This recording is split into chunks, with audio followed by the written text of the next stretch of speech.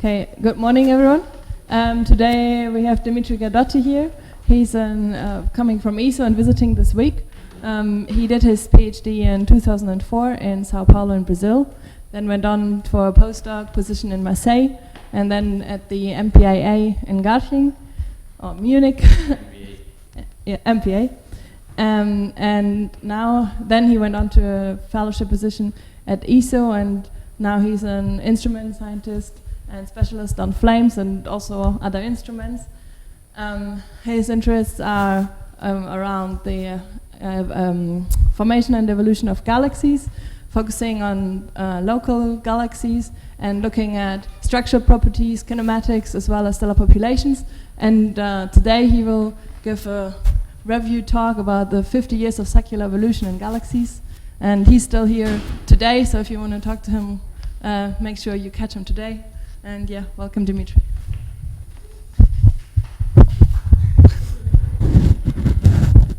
Like this? I feel like Madonna now.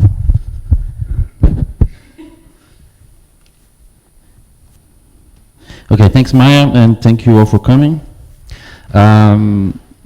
It's truly a pleasure to me to give this presentation here, because since I was a student, I was paying attention to the work that was being done here at the IAC, because traditionally there have been a lot of studies conducted here on the topics that are close to my heart, like the formation of bulges, bars, and secular evolution. So when the opportunity to give this talk here came, I thought about doing something a little bit more special, and I came up with this quite ambitious title. And I must say that the talk is still work in progress. So I'm counting on your contribution to help me improve the talk. So I hope we can have a lively discussion, so please interrupt me and come with your own input with respect to the ideas I'm going to discuss here today. So the questions that drove me during the presentation of this, during the preparation of this presentation, are these ones, and these are the questions that I want you also to keep in mind.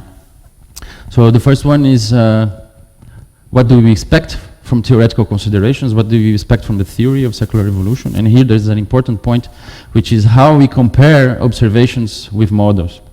I'm not going to really show much about this, but I want to point out already that this is very important, because your results can be different if depending on how you do the comparison. So in particular, for example, with Cecilia Scanapieco and Lia Tanasula, we are working in this direction. So for instance, they produce snapshots of N-body simulations of galaxies, and they give these snapshots to me, and I treat these snapshots as if they were images of real galaxies. Like, I do exactly the same methodology. And sometimes we even take into account effects like PSF is mirroring, pixel size, observed wavelength, to try to really do exactly the same thing for the simulations, for the models, and for the real galaxies. And if you do this, then you can have different results as compared to using different tools. So you should use the same tools to analyze real data and to analyze simulations. So this is very important. So the other question is, what aspects of secular evolution seem to be corroborated by observations?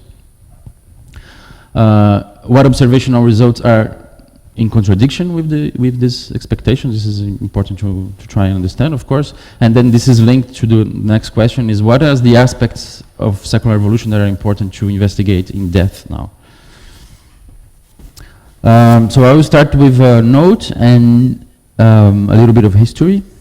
So the note is that by secular evolution, what I mean is internal secular evolution. Okay, this is of course what most people refer to when they talk about secular evolution, but we have to keep in mind that secular evolution is not only driven by internal processes in the galaxy; they are also driven by external processes. So here there is a diagram that I'm sure that you have seen before. So in this diagram, the processes that govern the evolution of galaxies are divided into 4 corners. So in the top 2 corners, you have fast processes, and in the bottom corners you have slow processes, and on the right side you have external processes. On the left side you have internal processes. So for instance, a monolithic collapse of a gas cloud to produce a galaxy, which was one of the theories of galaxy formation, would be both internal and fast, right? Galaxy mergers are fast, but also external. And when we talk about secular evolution, I'm talking about the internal secular evolution, which is driven primarily by bars. Here there are other aspects of it, like dark matter halos and oval distortions and spirals, but it's internal and slow, right? But you also have environmental or external secular evolution, which is driven by galaxy harassment, the interaction of the galaxy with the cluster and other galaxies. And a little bit of history then. Of course, the term secular evolution was known to astronomers much before we started studying galaxies. It was known in the context of the evolution of orbits of celestial bodies in the solar system. But I wanted to find out which were the first papers that were mentioned secular evolution in the context of galaxies. So I used ADS and full text search, and I found 4 papers from the 60s, 2 by Donald Lindenbell and 2 by Ken Freeman, and where they talk about secular evolution of the orbits of stars in galaxies, not about just solar system. So Lindenbell, of course, is a theoretical paper. There's a lot of mathematics, and it's about stellar dynamics in galaxies. And then Ken Freeman's papers are a little bit more observational related, but they are also built on models. And this is probably the first paper where he was trying to model non-circular orbits in galaxies, so streaming motion of stars in galaxies, which was like, there were some observations at that time already that were indicating that not all stars have circular orbits, but they can have also elongated orbits at that time. But I was shocked when I was reading this paper, because at that time they were considering that the streaming of gas along the bar of a galaxy, so this is a barred spiral galaxy, and the streaming of gas was actually from inside out and not from the outer part of the bar inside, and which is exactly the opposite of what we think today. So it was very interesting to see how these ideas change. But of course, what happens is that, okay, this is 50 years ago, and there are a lot of ingredients missing in the model. So once you start to put more ingredients, for instance, the collisional nature of gas, the fact that gas can collide and lose angular momentum in the collisions, and the self-gravity of gas, then you will produce shocks in the flow of gas, and the gas will lose angular momentum and will come actually from the outer part of the bar to the inner part of the galaxy. Okay. So this was shown in some simulations some years later, especially the PhD thesis of this guy here, Schwartz, in 1979, and already in these simulations, there is a very interesting and noteworthy point that we have to keep in mind, is that actually, so if you have a axisymmetric disk in a galaxy, everyone is rotating in circular orbits, the gas and the stars, but once you introduce a bar or a non-axisymmetric component, you have shocks and loss of angular momentum in the gas, and the gas will flow from the outer part of the disk within the bar to the center of the disk, right? And this happens actually very fast, in the order of 10 to the 8, and maybe a few times 10 to the 8 years, the gas will flow to the center of the disk. And so in this sense, secular evolution might be a misnomer, because it's actually very fast. This part of secular evolution, right? So gas can be brought to the center very fast. So this was known already in those simulations, and there are some more recent simulations that corroborate this. Of course, if the effects of the bar of the non-axisymmetric structures in the outer parts of the galaxy is low, this can take several giga years. And then like 30 years ago already, there were suggestions by this group of people here that actually you could feed supermassive black holes in the center of galaxies via bars by pushing this gas to the center. So this is actually a very old idea, and it kept people working for until today. So it's a very powerful idea. We're gonna have a look a little bit about this. And then Cormier in 1982 also suggested that this gas in flow to the center should build different stellar structures, right? Because what will happen to this gas when it gets to the center? The idea is that it will compress and form new stars, and then will form a new stellar structure which actually rotates like a disk. So this is basically the birth of the idea of what people call today pseudo-bulges, right? That there are stellar structures in the center of these galaxies that maybe look like a bulge, but they have kinematical properties, for instance, or stellar population properties like disks, and so it's kind of confusing. But the idea is that they form by material from the disk, and that's why they look like disks. So this is in this paper is the birth of this idea. Okay, so to summarize a little bit this secular evolution paradigm, I put this slide here. So there are two important aspects that we have to take into account when we talk about secular evolution. The first one is resonances, and the second one are stellar orbits, right? So if you look at this diagram here, which I'm sure also some of you have seen before, this is the angular velocity of stars in the disk. This is the plot of the angular velocity as a function of the radius, right? And here are two other curves which are also connected to the epicyclic frequency of stars in the orbit. And bars in galaxies rotate like rigid bodies, more or less. So the whole bar, the pattern of the bar is rotating as if it was a solid body, like as this remote control here. Okay, so it's not like there's not much differential rotation like the disk of a galaxy. So if you have a bar rotating at a fixed velocity, like here, this is the line you're going to have in this diagram, right? So if you are a star that is rotating in the disk at the same speed that the bar is rotating, you are in this position here, which is called the co-rotation, right? So the bar is rotating at this speed, and you are in the disk, but you have the same speed of the rotation of the bar. So this is one resonance, because this star is going to see the bar every time in the same way. Okay, so it's gonna feel the presence of the bar, the gravitational pull of the bar every time the same way. And here you have other resonances which are connected to the epicyclic frequency. So this one is the outer Lindblad resonance, and here you can have two resonances which are the inner Lindblad resonances, right? It depends on how this curve behaves. So usually you can have known one or two inner Lindblad resonances, right? There's something that always caught my eye in this kind of plot, is that actually the chance that you have just one inner Lindblad resonance is very small, because you have to have this curve really just touching the omega, the pattern speed of the bar. So you're probably going to have either two inner Lindblad resonances or none. Okay.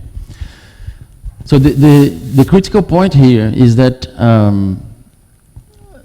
the orbits of stars in a barred galaxy change when we cross the different resonances. So between the inner Lindblad resonance and the co-rotation, the dominating family of orbits in the bar are called the X1 orbits, are elongated along the bar. So if you look at this diagram here, this is a simulation, and there are some N-bar simulation, and there are some orbits associated to the simulation drawn in over the simulation of the galaxy, right? So you see this nice bar here, and the X1 orbits, there are two drawn here, which are the red ones.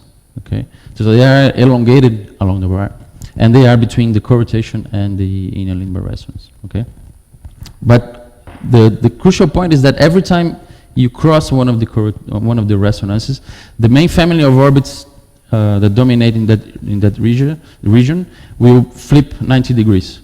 So the orientation of the orbits will flip 90 degrees. So if you cross this resonance here, you're going to be dominated by X2 orbits, which are perpendicular to the bar. These are the X2 orbits, for instance. Okay. So for stars which are not collisional, so they can just go away without colliding with each other, that doesn't matter much, because a star that is in X1 orbit will go all the way to the center of the galaxy, right? But gas, which is collisional, will feel this change of orbits more effectively. And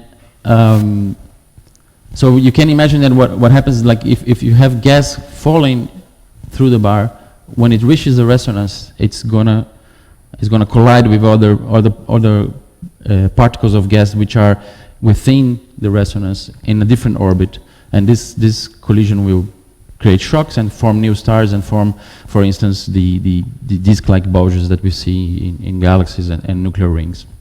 Okay, so I put here a little bit. I forgot to mention before I talked about the plots, but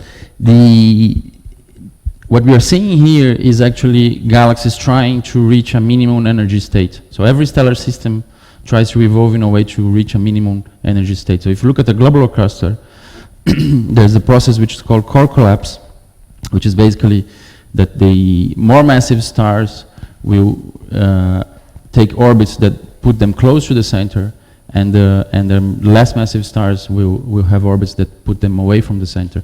This, if you do the calculation of the potential energy, will result in a system that have less energy than the initial system, right?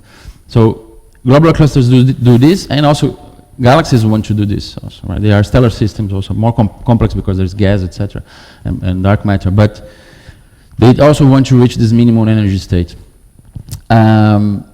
And bars and spiral arms are the drivers of this transition. Okay, and the way that they do is by transferring angular momentum from the inner part of the galaxy to the outer part of the galaxy. So this is the next slide. This is secular evolution in action, right?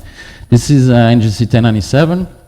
It's a nearby barred spiral galaxy, and you can see the bar here, the spiral arms coming out from the bar.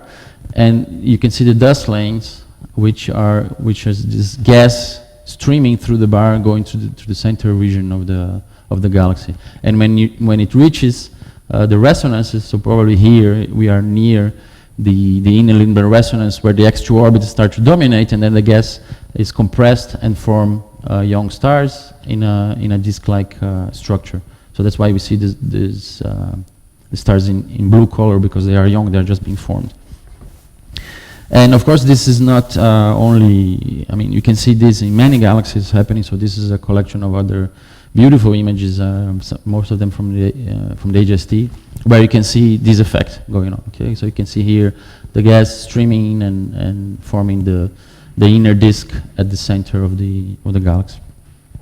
So there's one point also that there's a lot of confusion in the literature. Now it's getting better, but until a few years ago, there were a lot of confusion about pseudo bulges, classical bulges, and box peanuts, etc.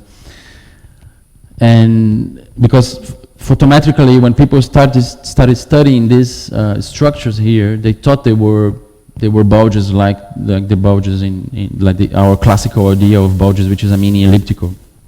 So they noticed that they had different properties, but they still call them bulges. So to differentiate classical bulges from these structures, they call it pseudo bulges. But it's probably a not very happy way of doing this, because you don't call a cat a pseudo dog, right? Because it is either a cat or a dog. It's not a pseudo something, right? So actually, these structures here are basically just an inner disk.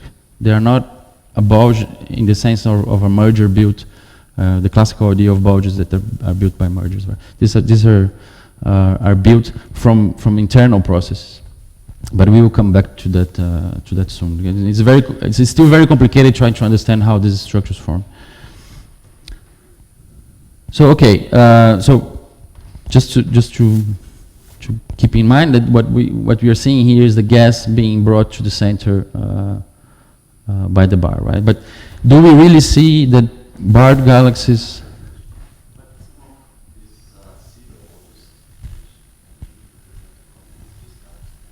inner disks. Yes, yes, yes, yes. So okay, so the question is that some of these galaxies they host supermassive black holes, right? That's true, and well, there is this correlation between classical bulges and black hole mass, right? And in these cases, we don't know if there might be a small classical bulge in these galaxies. So there might be a structure. Yes, yes. There can be a structure within the inner disk which is built from mergers, and they might have a connection with the black hole. So the formation of this small classical bulge and the black hole might be connected. But this is still an open question because there are many other galaxies that look like this, and we don't know if they have a merger-built bulge or not, but they have black holes. So it's still something that needs to be addressed. Well, in any case, just to show this plot here, which is from Sakamoto et al. In 1999, and there were other papers that corroborated this, but they wanted to check, okay, so is it true that we see more gas, more concentrated in barred galaxies? So what they plot here is the surface density of gas within 500 parsec from the center, as a function of the surface density of gas in the whole of the galaxy. So these lines here are basically lines of same concentration of gas, and the solid squares are barred galaxies. The empty squares are unbarred galaxies. And what you can see in this plot is that in fact barred galaxies show a higher concentration of molecular gas in the center. So that's the effect we are seeing of the bar pushing gas to the center. So, okay, nice. So what happens to this gas when it reaches the center? So I told you before, we think that we will create younger stars with this gas, and in fact, so you can do the same exercise. So let's see if we can find that the centers of barred galaxies have younger stars compared to the centers of unbarred galaxies. And this was a study done by Sarah Ellison et al. 2011. So she looked at the star formation rate at the center of galaxies, and basically this is the excess of star formation rate in barred galaxies compared to unbarred galaxies. So if there were no difference between barred and unbarred galaxies, that you see these dots, these points all around this line at 0. But if you look at more massive galaxies, which are in this corner of the plot, then you see an effect. So for more massive galaxies, there is an excess of star formation rate in barred galaxies. For low mass galaxies, she doesn't find it. Right? For low mass galaxies, the star formation rates are comparable, but for more mass galaxies, there is an excess. So it's probably this effect that we are seeing, that the gas being pushed to the center. So this is the current formation of stars, right? Because it's star formation rate. But what about the if we want to see, like, if the average age of stars in bulges of barred galaxies is different to unbarred galaxies. So if there were a process that was happening continuously and forming younger stars, then you see that overall the population of stars in the bulges of barred galaxies are different. So that's what we did with Paula Coelho in 2011. So we use the data from my 2009 paper from my Sloan data. So basically what we did with the galaxies were to decompose into the different components. So here you see an example of an SDSS galaxy and the total model obtained, and we separated the bar, the bulge, and the disk. And okay, this is the properties of the sample. These are local and massive galaxies, and they are all face-on. Okay, so this helps to do the decomposition better, because there are no projection effects and no dust effects. Okay, and we did the decomposition for almost 600 bulges in 3 bands, GR and I, from Sloan. So with this composition, we have we understand the structural properties of the galaxies, and in particularly we could classificate galaxies into barred and unbarred. Right? This was done uniformly throughout the sample by me, by using a number of techniques. And we have also the SDSS fiber spectra of this galaxy. So the spectra comes from the fixed size fiber, which is at the center of the galaxy. And because I did the decompositions in 3 bands, I have the color of the bulge. And using a relation between the color and mass to light ratio, I can find the mass to light ratio in the bulge. And because I know the total luminosity of the bulge from the decomposition, I can derive the stellar mass of the bulge only. Okay. And I could also, because I did the decomposition, I can also see how much discontamination I have inside the fiber. Because the fiber is like just at the center of the galaxy, so it's dominated by the bulge, but there is disk material going to the fiber. But because I did the decomposition, I know how much is the discontamination. So we could remove, the discontamination is typically low, but we could remove galaxies where the discontamination was too high. And then, in particular, what we did was to sample, to match the samples of barred and unbarred galaxy by bulge mass and by the discontamination in the fiber. So this is really like a well-matched sample. Okay, because if you want to compare barred and unbarred galaxies, you have to keep all properties the same, but just the difference will be the presence or absence of a bar. Okay. And there's an interesting point here that we just touch in the paper, but we didn't address, and is still a mystery to me, is that if you fix the total mass, if you compare for a fixed total mass, the bulges of barred galaxies have lower masses than the bulges of unbarred galaxies, which is something that I don't understand why. And I have talked to a few people, and like with Alistair Graham and A. Laurikainen, they also don't understand what's going on here. But that's why we did the match in bulge mass and not the match in total galaxy mass, because the bulges are different if you do the match in total galaxy mass. So then, okay, with the spectra, the SDSS spectra, we run starlight and calculated the mean stellar ages of the bulges. This is just an example of the fit, and this is the result we found. So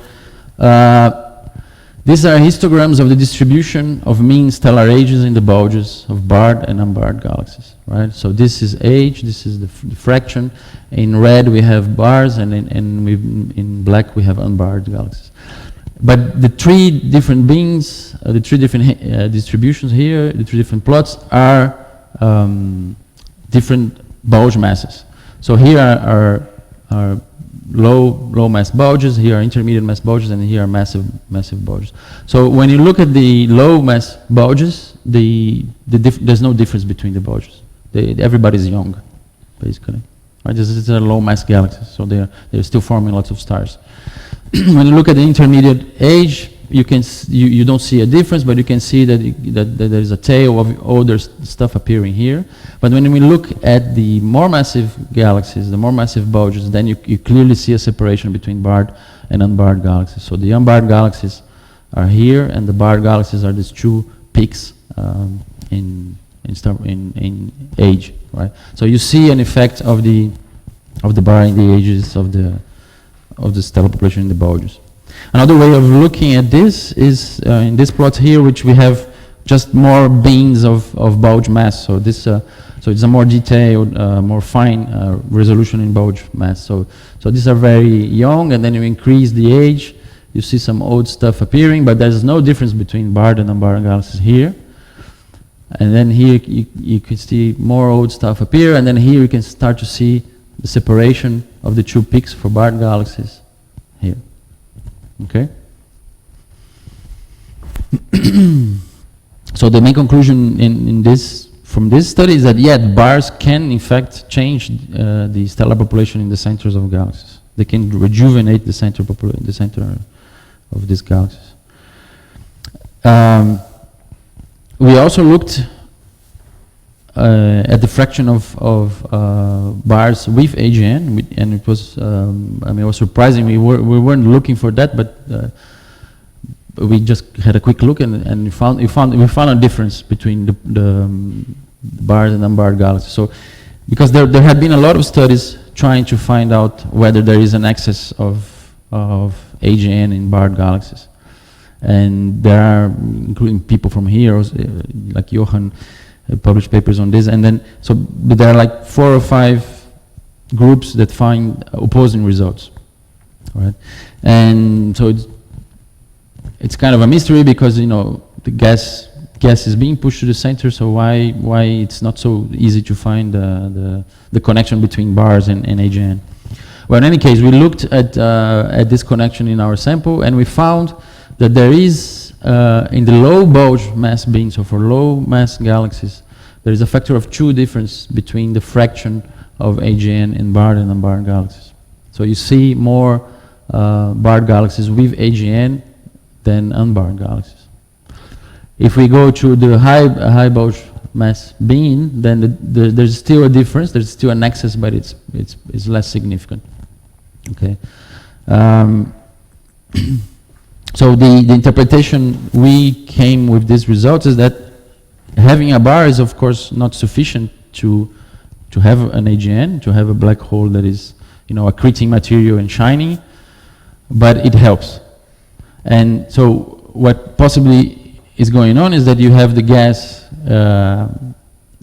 being brought to the center, and new stars being formed close to the center. So you actually, what you do is you build a reservoir of gas, of material that can feed the black hole, but other processes have to take place to bring the material even closer to the center, even closer to the black hole. Because when we talk about disk-like bulges, we're talking about hundreds of parsecs, but the black hole is really, really much closer to the center. Okay,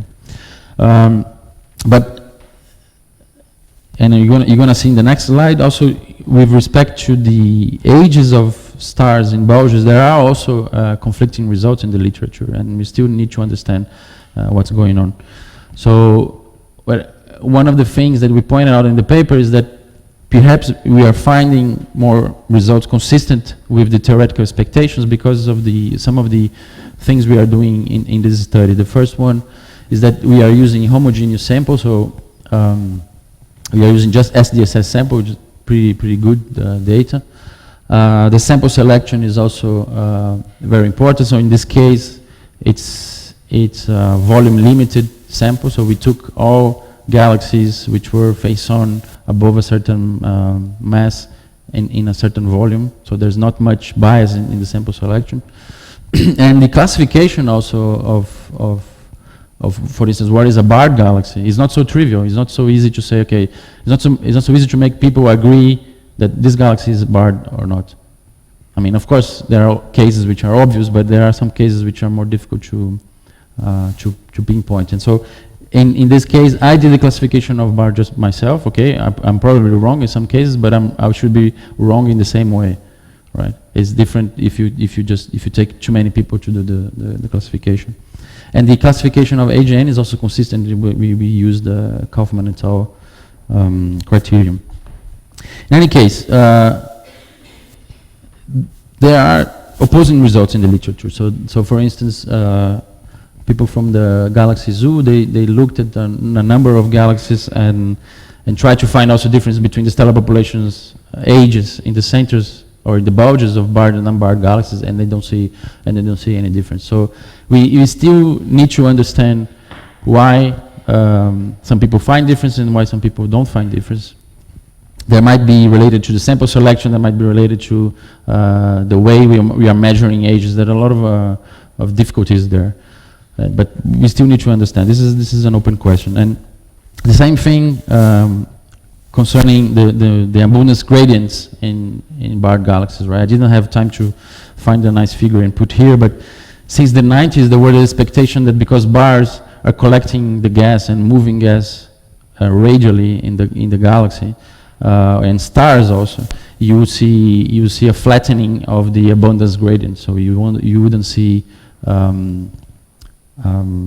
abundance gradients, too steep abundance gradients in galaxies. And there are opposing results also in the literature, and we still need to understand why we find different results. So this is an open question. So I'm going to change gears a little bit now and go to higher redshifts. So move from the local universe and move to higher redshifts. And the idea is that of course, like if bars are having such an effect on the evolution of galaxy, we would like to understand for how long bars are doing this, right? Like if I have a galaxy like the Milky Way has a bar. So I wanted to understand for how long is the bar in the Milky Way making all this mess with the orbits of stars and gas, right? So we want to date bars. We want to measure their ages, not the ages of the stars in the bar, but the ages of the bar itself as a structure. When did the bar form? So one way of doing this is, of course, looking at large samples of galaxies at high redshifts. Let's look at the bars that are further away and the oldest bars we can find. So this was done by a number of people. This is a plot from Kartik Sheth from his paper in 2008. So this is the total bar fraction. And the three different lines are three different redshift bins. So this is more local, so 0.1 to 0.4. This is from 0.4 to 0.6 in redshift, and this is from 0.6 to 0.8. So you see that there's a decline in bar fraction when you go to higher redshifts, okay? But this has a dependence on mass. So this is the mass of the galaxy. So you see that for more massive galaxies, even if you go at high redshifts 0.8, you already have a fraction of 0.4. So 40% of the most massive galaxies were already barred at a redshift of 0.8. Okay, but if you look at low mass galaxies, that's not the case. So low mass galaxies at redshift, you have a fraction of bars, which is about 10% only. So the idea here is not only that the fraction of bars decreases with redshift, but it's also that the most massive galaxies will form their bars first. Okay? So this was the state of this analysis until a few years ago, and this was actually they couldn't go more than 0.8 in redshift because of band shifting. So basically what happens is that so this is a plot which shows the throughput of the different filters in the HST. They use HST data, right, to look at this, to look at bars at redshift close to 1. You need a very good spatial resolution, so they look at HST data. But they only use, at that time they could only go as red as this filter here, which is basically, it corresponds to the I band in the Sloan data. And so you see that if you're looking, like this is the throughput of so this is the same, all these different lines, different colors are actually the throughput of the same filter, but at different redshifts, okay? So this is the same filter, the F814, at a redshift like very low, nearby, so it corresponds to I and Z band, more or less. So this means that in the red, because the point here is that bars are most visible in the red, right? If you go to the blue, you don't see much bars. But so if you increase the redshift, what happens is that you are probing with the same filter, you are probing bluer and bluer wavelengths. And then after redshift 0.8, this filter will fall in the ultraviolet region of the spectrum, and you won't see bars. So that's why they couldn't go to further redshifts. But then now the ACS camera has near-infrared filters, and Simons et al. Were able to go up to redshift 2, and they found bars as far as redshift 1.9, more or less. And this is a plot where they collect the fraction of bars from different studies. So this is the strong bar fraction as a function of redshift. So you see that if you're looking only at strong bars, not weak bars, if you're looking at strong bars, there's a fraction of 30%, more or less, 40%. At the local universe, and this is dropping to about 10% at redshift 1, and what they find, which is this black dots here, is that this fraction remains more or less constant at 10%. And these are the galaxies that they found at this redshift. So these are on the top are unbarred galaxies, and on the bottom there are barred galaxies. Okay, and this is the redshift of the bars. Okay, so you see, because until this work, we didn't know if you could find really barred galaxies at higher redshifts. We thought that, okay, maybe after redshift 1 you wouldn't find any bars, but they could found up to redshift 1.97. Well, it's basically 2. Okay, if you believe that this is a bar. This was done using the Galaxy Zoo project. So this is the citizen science. So this was voted by tens of thousands of people who were looking at the images, and this is this value here, which is probability that they find a bar, it's derived from these votes.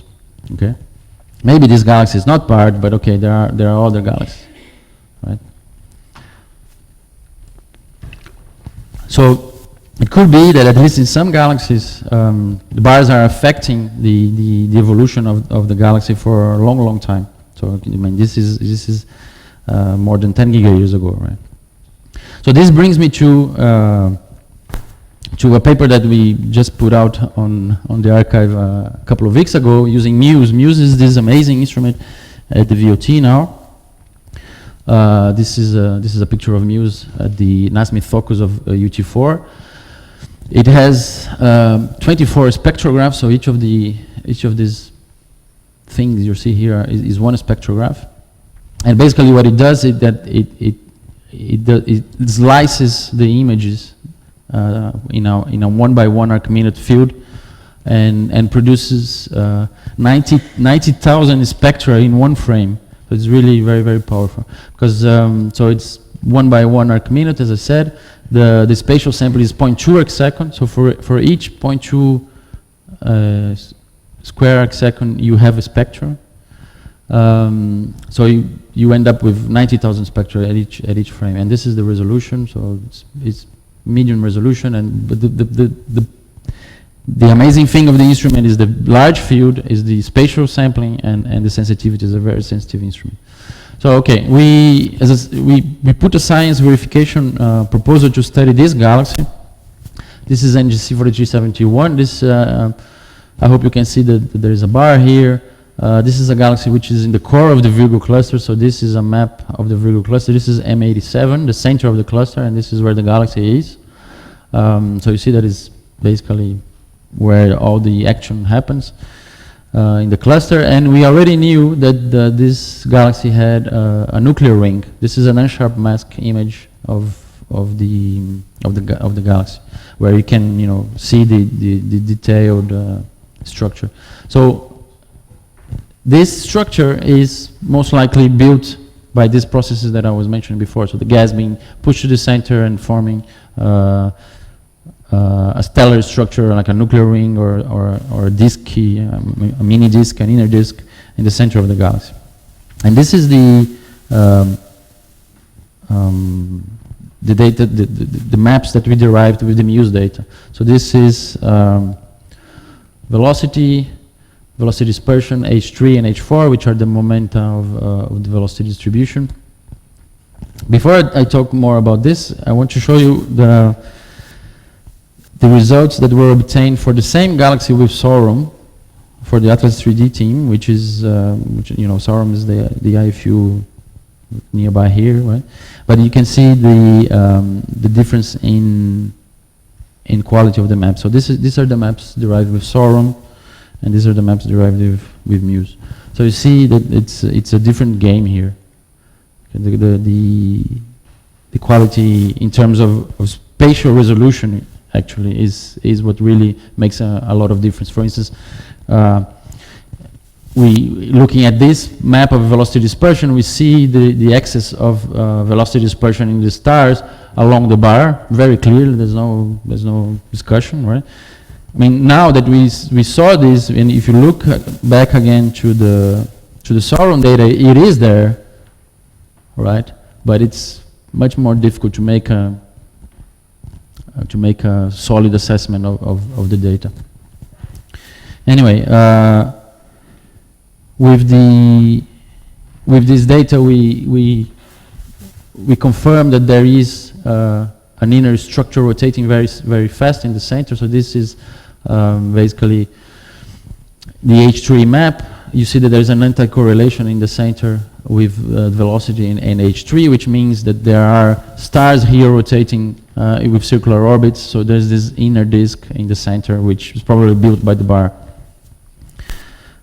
Just another way of looking at this is using lambda r, which is just a parameter to measure the angular momentum. So you see in the center this very fast rotating structure, and if you zoom in, yeah, you can even see that there is more stuff in the center rotating fast. Okay.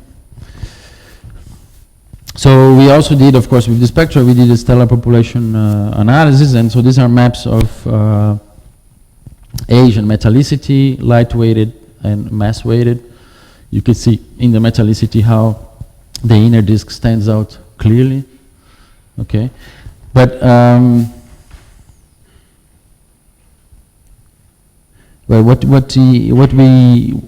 we did also with this data, which was kind of a novel approach, was to also not use only the spectroscopic information, but also do a structural analysis of this galaxy. And we created what we called structural maps. These are basically masks that tell me from the image decomposition that tell me, okay, this spaxel here is dominated by the bar, this spaxel here is dominated by the major disk, this spaxel here is dominated by the disk, etc. So this, from looking at HST images and from S4G images and doing a structural decomposition, we make these masks and we know where each structure dominates. So I can combine these masks with the maps from the spectra, and then I can tell, okay, this spaxel which is dominated by the inner disk has this mean stellar age. And then I can do this for all the spaxels and produce distributions of, say, mean stellar age at the different components, right? So this is what I'm showing here.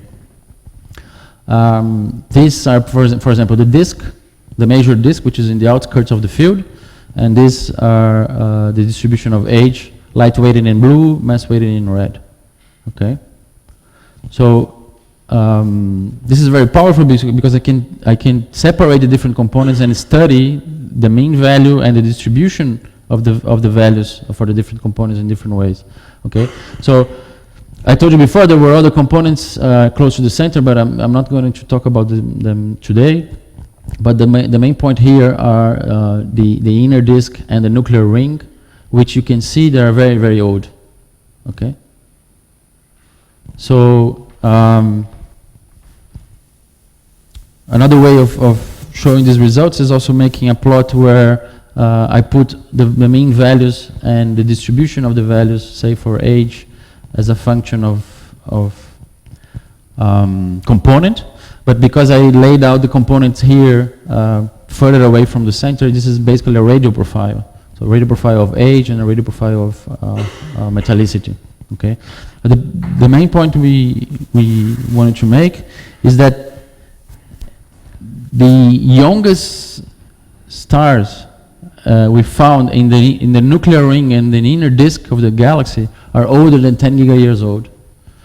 So if you assume that the inner ring and the inner disk were, the nuclear ring and the inner disk were built by gas pushed by the bar to the center, then this means that the bar was already there at 10 gigayears old, 10 gigayears ago. So the bar is at least 10 gigayears old.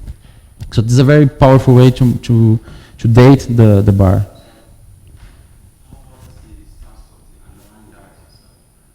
Right. So that's exactly what the structural mask does, right? Because the structural maps look where the structure is dominating.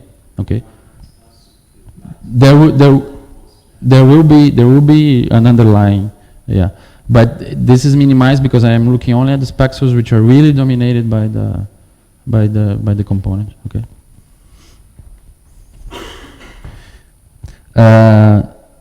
So this means that the bar was already there 10 gigayears ago. So this is a very old bar. Okay. The second conclusion, well, okay. So if you transform this to redshift, this is the redshift range. This is because we did Monte Carlo simulations to find out the uncertainty in the age estimates. So this is the redshift range for the formation of the bar. So it's a pretty old bar. So there are two other important points that this result show. That is that the bar is a robust structure. Okay.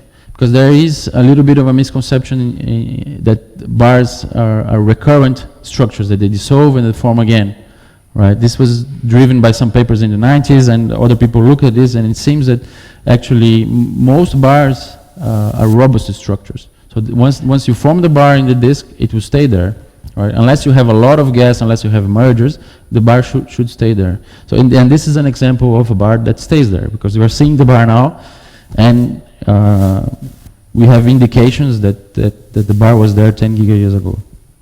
So bars are robust structure mostly. The second misconception also is that most people tend to think about these inner disks, these nuclear rings or sealed bulges as forming stars right now, as young structures. But they don't necessarily need to be young structures. Because if you, in this case, for this galaxy, for instance, we saw that the effects of secular evolution happened a long time ago, right? So 10 years ago, the bar formed, there was gas in the disk, it pushed the gas to the center, formed the inner disk, it formed the nuclear ring.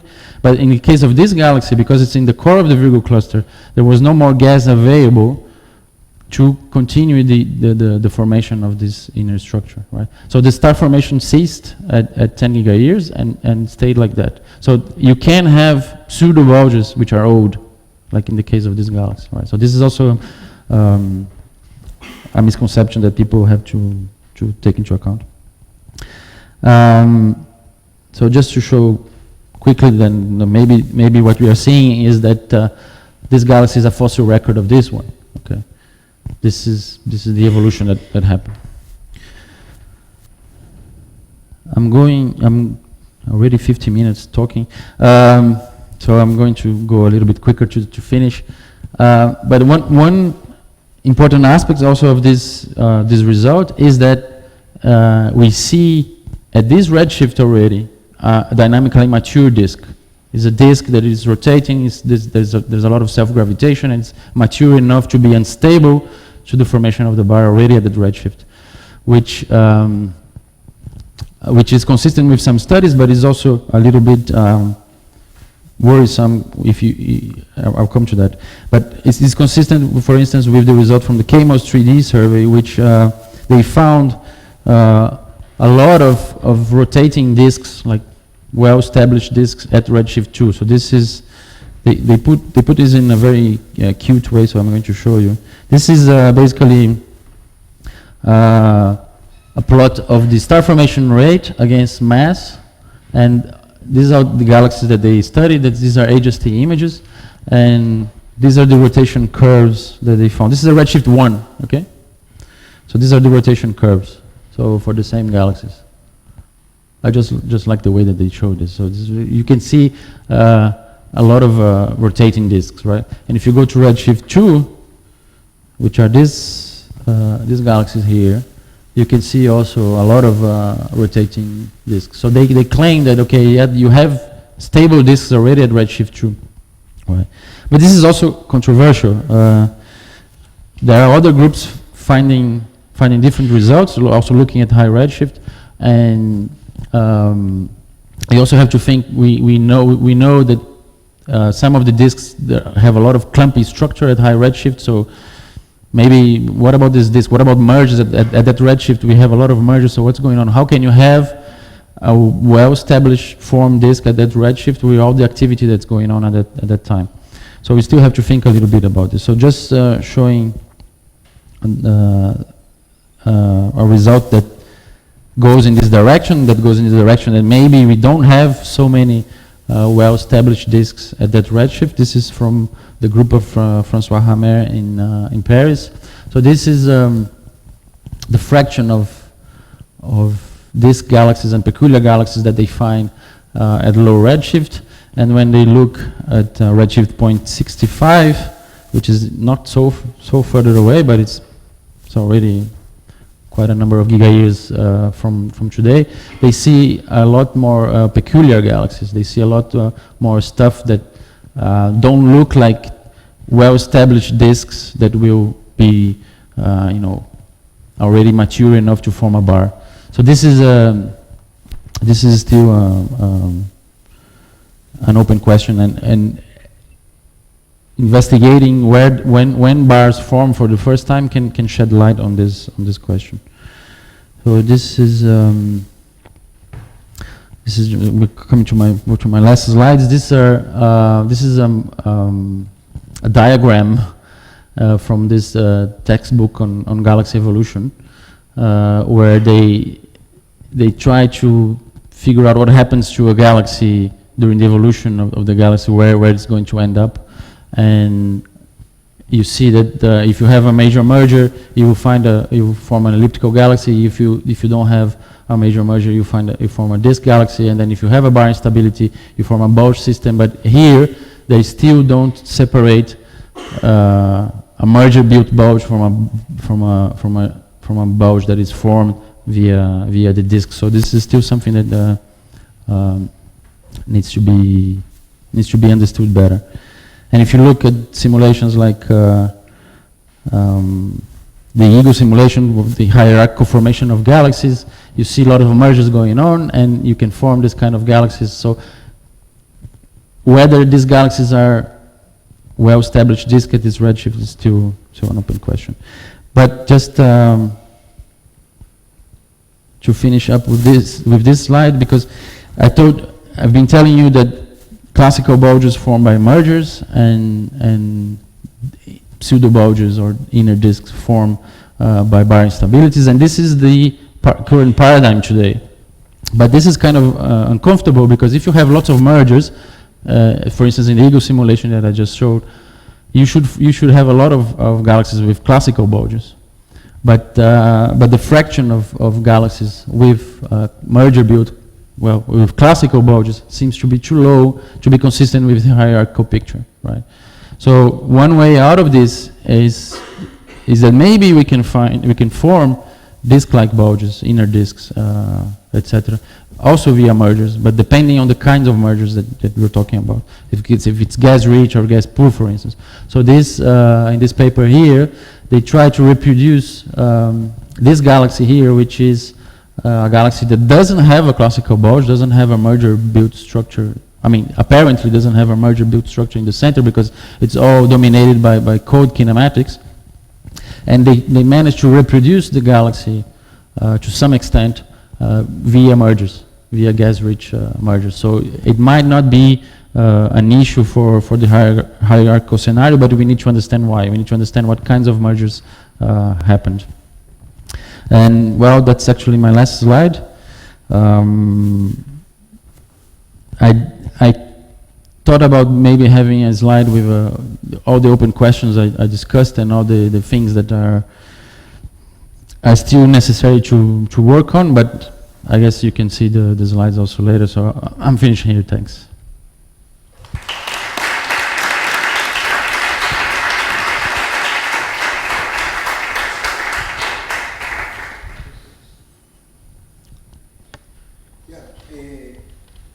Regarding this difference in the ages you obtain from Barrett and Barrett, and the massive system, that you have two peaks. Mm-hmm. Okay? Mm-hmm. So, is this young peak? Did you ever thought about the possibility that this has to do with the systems with inner bars? Okay, so I want to repeat the question, right, because we don't have a microphone. So the question is, if the young bulges in barred galaxies, if they have inner bars. Well, actually, I cannot look at this issue with this data, because this is low-end data. So we don't have the enough spatial resolution to look at the bars, right? So I don't know. I mean, would you expect then that you would have younger stellar population in inner bars?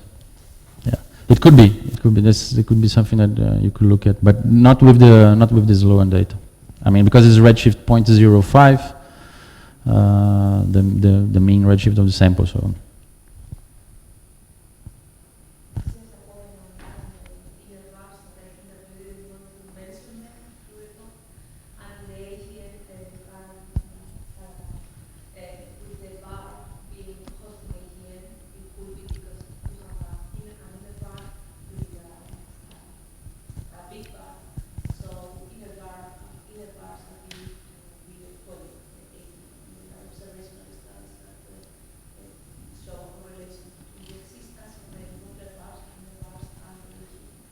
Okay.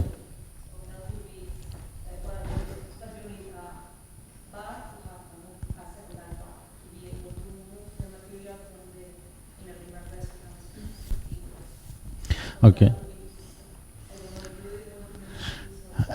I mean, of course, I want to mention a lot of other stuff, but I could spend 2 days talking here. So the comment is that the connection between bars and AGN is possibly one of the reasons that is not so straightforward. Is that because you need more. I mean, as I mentioned a little bit in the talk, right? You push with the main bar, you push the gas through scales of 100 parsecs, but you need to push the gas, continue to push the gas inwards. So probably a secondary bar, a nuclear bar, can help in this context. So what is the paper that finds the correlation between nuclear bar and? Is the one Johan? Yeah. Okay. Is a bar excluded from the presence of the classical bar? I mean, can both things be together, the bar and the classical bar? Because when you show the star formation history, you show that for massive galaxies, you have a peak for all population and a peak for young population, isn't it? Yeah.